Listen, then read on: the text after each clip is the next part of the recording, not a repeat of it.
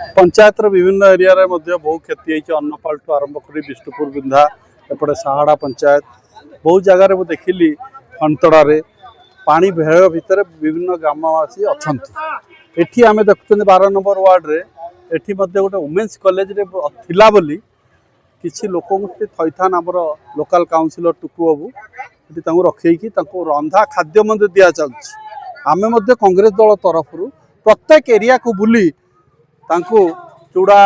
जहाँ मुढ़ी आपणकर बिस्किट जहाँ दरकार पाउरुटी जहाँ दरकार आम चेष्टा करवाई कि आम तो सरकार नाऊ ना तेणु आम जी पारुचु करुचु सरकार को निवेदन करुच्चे तत्परता देखु कहीं भद्रक सबु वर्ष बन्या आसूची तेणु बन्या जो वर्षा दिन आसूची सरकार शोवा कथा नुहे एटी मंत्री अच्छा एटी बीजेपी जे सभापति अच्छा एटी विधायक अच्छा सांसद अच्छा जिलापाल अच्छा एसपी अच्छा समस्त को मु निवेदन करुच्ची भद्रक जमी बन्याटा केमती रोकी पारिबा आमे तला अंचल जदि क्लीयर करदबा ताले मु भाबुची पानी आ बेसी विशेष पशिबनी तेणु सरकार एथिपाई उचित पदक्षेप नवा दरकार जोटा कि एजाए मुझे देखी पार्नी किसी कौन पदक्षेप नबार समस्या आज पौरांचल सामान्य